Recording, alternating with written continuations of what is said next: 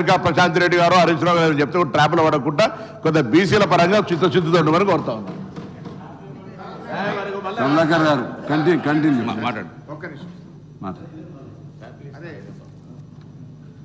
మాట్లాడు. గౌరవనీయులు బీసీ సంక్షేమ శాఖ మంత్రివర్యులు, నా మిత్రుడు, మా జిల్లా శాసనసభ్యులు పొన్నం ప్రభాకర్ గారు ప్రవేశపెట్టినటువంటి ఈ బిల్లుకు బీఆర్ఎస్ పార్టీ సంపూర్ణమైన మద్దతును తెలియజేస్తుంది. ఈ బిల్లును మేము మనస్ఫూర్తిగా స్వాగతిస్తూ ఉన్నాము. అయితే ఈ బిల్లు ఎప్పుడు నిజంగా బీసీ వర్గాలు సంతోషపడతాయంటే, బీసీ వర్గాలకు విద్యా ఉద్యోగాల్లో 42% రిజర్వేషన్ వచ్చినాడు, బీసీ వర్గాలకు స్థానిక సంస్థల్లో పట్టణ మరియు గ్రామీణ ప్రాంతంలో 42% రిజర్వేషన్ ఫలాలు వారికి పూర్తిగా అందినప్పుడు ఆ వర్గాలు చాలా సంతోషపడతాయి. అవి అందాలని కోరుకుంటున్నాం. అవి అందే ప్రక్రియలో రాష్ట్ర శాసనసభ ఏకగ్రీవ తీర్మానం చేయడంతో పాటు రేపు కేంద్రంలో పార్లమెంట్లో పోరాటానికి కూడా బీఆర్ఎస్ పార్టీ కలిసి వస్తుంది. మాకున్న 4 రాజ్యసభ సభ్యులు కూడా ఏకగ్రీవంగా ఈ బిల్లుకు మద్దతు ఇస్తూ మేము ఓటేస్తాం. అయితే ఈ బిల్లు పాస్ కావాలంటే ఏం కావాలి అధ్యక్ష?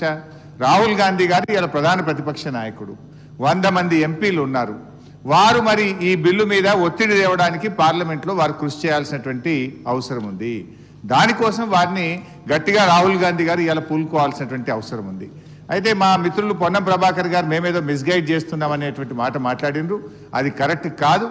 ఈ బిల్లు విషయంలో రాష్ట్ర శాసనసభలో గతంలో కేసీఆర్ గారు ఉన్నప్పుడు కూడా అధ్యక్ష, మేము మార్కెట్ కమిటీ చైర్మన్లలో, డైరెక్టర్లలో బీసీలకు 50% రిజర్వేషన్ తెచ్చింది బీఆర్ఎస్ పార్టీ.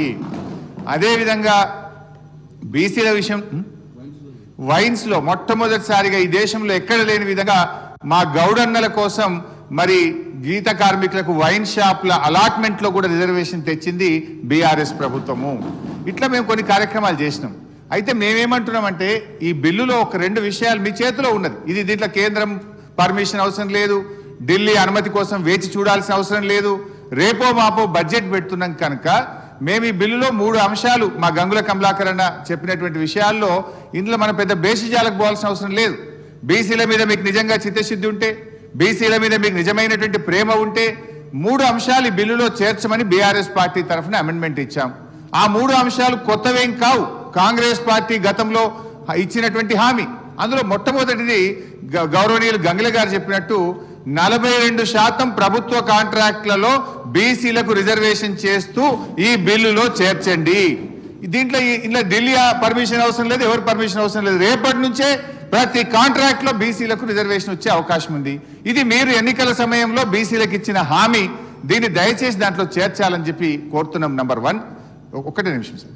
2వ అంశానికి వచ్చేసి బీసీలకు సప్లాన్ అమలు చేస్తామని మీరు చెప్పారు. గతంలో కేసీఆర్ గారు SC/ST సప్లాన్ క్యారీ ఫార్వర్డ్ విధానంతో SC/ST గౌరవ సభ్యులు చాలా సీనియర్ మంత్రి కూడా కాలుకు మెడకేస్తే ఎలా ఉంది సార్? ఇది వేరు దానికి వేరు సంబంధించి మీరు చర్చ పెట్టండి. చర్చలో మీరు ఇవన్నీ అడగండి. ఆమోదించు. ఇది బిల్లులో పెట్టేటువంటి అంశం అధ్యక్ష. ఇది బిల్లులో 42% కాంట్రాక్ట్ ఇవ్వమని చెప్పి బిల్లులో కేంద్రానికి పంపే బిల్లు పంపుతారు, దానికి దీన్ని లెక్క పెడతారు. అరే మీరు ఇదే కదా నేను అడుగుతుంది. మొండికే కూరి తొండి పెట్ట కూరి మీరు తొండి ఆట ఆడతారో తెలిసి కూడా నేను రిక్వెస్ట్ చేసి వినమ్రపూర్వకంగా అంటున్నా. నేనేమడుగుతున్నా సార్, 42% రిజర్వేషన్లది, వైన్స్లది, లేకపోతే ఇతరాత్రకు సంబంధించి ఈ బిల్లుకి ఏం సంబంధం అధ్యక్ష? ఈ బిల్లు అరే దానికి సంబంధించి చర్చ పెట్టండి, మీరు అడగండి, మీరు అమెండ్మెంట్ ఇవ్వండి. కానీ దానికి సంబంధించి కాక పెద్ద ఇదే బిల్లు. అరే మీరు ఈ బిల్లుకు సంబంధించిన విషయంలో ఇవాళ కేంద్ర ప్రభుత్వం కూడా మన ముక్త కంఠాన్ని, మన గొంతు ఒక్కటే విడుతున్నటువంటి ఢిల్లీకి బరాబర్ ముఖ్యమంత్రి గారు ముందే చెప్పినారు. ఢిల్లీకి వెళ్దాం అందరం చెప్పినాం. పొద్దున శాసనసభ్యులు అందరూ ఢిల్లీకి వెళ్దాం, అందరూ అన్ని పక్షాలను తీసుకెళ్ళడానికి రెడీగా ఉన్నారు. మీరు మనం బరాబర్గా కేంద్రం ఒప్పించే ప్రయత్నం చేద్దాం. దానికి సింగిల్ టోన్ పోవాలి తెలంగాణ నుంచి. తమిళనాడు మనకు ఆదర్శం. అంతే తప్ప దీని మీద ఊరికే నేను చెప్పినట్టుగా నేను కోడికి ఎంటికలు గుడ్డుకి ఎంటికలు ఎక్కే ప్రయత్నం వద్దయ్యా. దయచేసి నేను మళ్ళీ కోరుతా ఉన్నా. ఇది ఏదో కామారెడ్డి అవన్నీ డిస్కషన్ చేయండి. మీరు యువర్ రైట్. ఇంకా చాలా టైం ఉన్నది. ఇక్కడ ఏదైతే బడ్జెట్ మీద మాట్లాడండి, పద్దుల మీద మాట్లాడండి, వేరే ఏదైనా మాట్లాడండి. ఇది ఓన్లీ బీసీలకు సంబంధించి ఒక చారిత్రాత్మకంగా ఉండబడేటువంటి ఒక అంశం. దీనికి పరిమితం ఏది మాట ఇదే సబ్జెక్టుకు సంబంధించి కేంద్రానికి పంపే అంశం మీదకి పరిమితం అయితే సంతోషపడతా. అందుకు మళ్ళీ వాళ్ళని విజ్ఞప్తి చేస్తా ఉన్నా. వేరే అంశాలను దీనికి కాలుకు మెడకేసి అనవసరంగా డిస్కషన్ చేసి సెంట్రల్ ముందర మనం ఏం చేయలేదు, వీళ్ళు ఐక్యంగా లేరు అనేటువంటి వాతావరణం తెచ్చే ప్రయత్నం చేయొద్దు. వాళ్ళకి అటువంటి ఉద్దేశం ఉంటే నేనేం చేయలేను అధ్యక్ష. ఇది రాష్ట్రంలో బలహీన వర్గాలు గమనిస్తారు, ఆలోచన చేయమని కోరుతాను. కమలాకర్ గారు మాట్లాడండి. మీ సభ్యులే కదా హరీష్ గారు.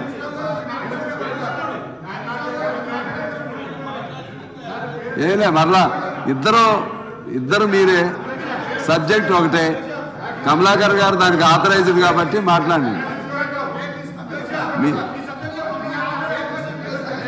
అది సమయం చూడండి ప్లీజ్. కానండి.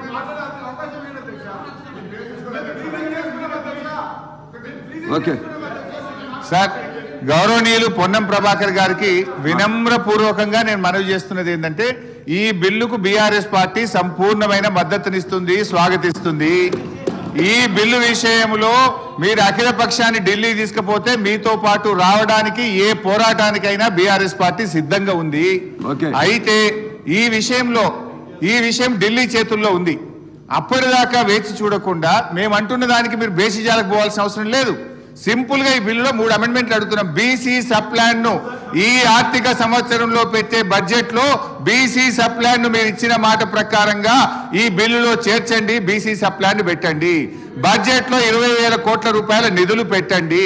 కాంట్రాక్టుల్లో బీసీలకు 42% రిజర్వేషన్ కల్పిస్తూ ఈ బిల్లులో చేర్చడం ద్వారా బీసీల కొరకు ఏం చేయాలనేటువంటి తప్పకుండా హరీష్ రావు గారికి సారి మళ్ళీ గౌరవ సభ్యులు సలహా తీసుకుంటాం. కానీ ఇది ఒక చట్టము, ఈ చట్టము కేంద్రానికి పంపాలి. మీరేమో మళ్ళీ ఇక్కడ ఈ అంశాలను ఇందులో ప్రస్తావిస్తూ ఉంటారు. వీటిని మీరు చర్చించే మంచి సమయం ఉంది, మాట్లాడదాం. మీరు మేము మనము ఏంది పరిస్థితి, 10 ఏళ్లలో ఏం జరిగింది, ఇక్కడ ఏం జరిగింది, ఇవన్నీ ఇప్పుడు నేను రాజకీయ విమర్శలకు పోదలుచుకోలేదు కాబట్టి నేను పరిమితం అవుతాను అధ్యక్ష. ఇది చట్టము, మనం కేంద్రానికి పంపాలి. ఆడికి పరిమితం అయితే గౌరవ శాసనసభ్యుడు ఇప్పుడు మాట్లాడుతున్న గంగుల కమలాకర్ మరొక్కసారి కోరుతా ఉన్నా, ఆ పార్టీ నాయకుడు ఎరుకకి దయచేసి ఏం వినమ్రపూర్వకంగా మళ్ళీ కోరుతాం. ఇది గొంతు ఒక్కటిగా గట్టిగా మనం ఎప్పుడైనా జిందాబాద్ కొడితే ఎట్లా గట్టిగా కొడతామో అట్లా ఢిల్లీకి వినబడేటట్టుగా అందరూ కలిసి తీసుకుపోవాలని కోరుతా ఉన్నా. కమలాకర్ గారు ప్లీజ్. అధ్యక్ష, గౌరవ ముఖ్యమంత్రి గారు రేవంత్ రెడ్డి గారు సభలు ఉన్నారు అధ్యక్ష. మాటికి మీరు అవకాశం ఇచ్చిండ్రు, మీరే డిస్టర్బ్ చేస్తారు అధ్యక్ష. ముఖ్యమంత్రి ఉన్నారు కదా ఇప్పుడు అధ్యక్ష. హరీష్ గారికి ఎక్కువ సమయం ఇచ్చారు, మీరు మాట్లాడండి. నేను మళ్ళీ క్లియర్ చెప్తున్నా అధ్యక్ష. గౌరవ ముఖ్యమంత్రి రేవంత్ రెడ్డి గారు చెప్పినట్టు ఇది యొక్క బిల్లును పాస్ చేయించుకొని పార్లమెంట్లో పాస్ చేయించుకొని 9th షెడ్యూల్లో పెడతానందుకు నేను నిజంగానే ఆహ్వానిస్తున్నాను. నిజంగా మా జాతులు ఎప్పుడు సంతోషపడతాయంటే ఇవి ఇంప్లిమెంట్ కావాలని. నేను గౌరవ ముఖ్యమంత్రి గారు ఇక్కడే ఉన్నారు, ఇంప్లిమెంట్ చేయాలంటే 2 ఇబ్బందులు ఉన్నాయి కాబట్టి అధ్యక్ష ఈ యొక్క హడల్స్ క్లియర్ చేసుకొని సాఫీగా పోవాలని చెప్పేసి నేను మనస్ఫూర్తి కోరుకున్నా అధ్యక్ష. నేను మళ్ళీ చెప్తున్నాం, మా బీఆర్ఎస్ పార్టీ స్వాగతిస్తుంది, మద్దతు ఇస్తుంది. అవసరమైతే మీ ఎంబడి వచ్చి ఢిల్లీలో నిరాహార దీక్ష మీ ఎంబడి సిద్ధంగా ఉన్నాం. జయలలిత ఎలా తీసుకోమని చెప్పి మేము కోరుతున్నాం. మేము కూడా కానీ ఈ యొక్క చట్టాన్ని 9th షెడ్యూల్లో పెట్టించే బాధ్యత కూడా గౌరవ ముఖ్యమంత్రి రేవంత్ రెడ్డి తీసుకోవాలి. ప్రెజర్ కూడా బీజేపీ ప్రభుత్వం మీద ప్రెజర్ పెట్టాలి. ఈ 2 ప్రభుత్వాలు కూర్చున్నాక 5 నిమిషాల లోపల 9th షెడ్యూల్లో ఇస్తుంది కాబట్టి దాన్ని సంపాదిస్తున్నాం. దానికి ఉన్న ఇబ్బందులు తొలగిపోవాలంటే కొన్ని బీహార్ది చెప్పినాను, కొన్ని తమిళనాడు చెప్పినాము. ఈ 2 పరిణామాలు తీసుకొని శాస్త్రీయంగా పోవాలని చెప్పేసి నేను కోరుకున్నాను. అంతకన్నా శాపనార్థం అనిపించలేదు అధ్యక్ష. దాంతోపాటు 2 బిల్లు పెట్టారు, చాలా సంతోషం, సాధిస్తున్నాం. 3వ బిల్లు కూడా మీరు హామీలు ఇచ్చింది పెట్టమంటున్నాం.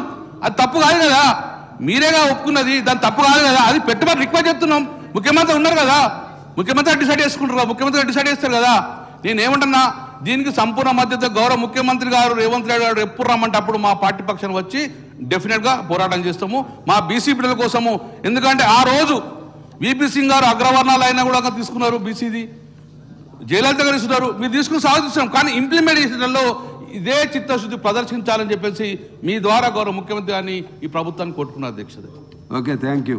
ఇప్పుడు మహేశ్వర్ రెడ్డి.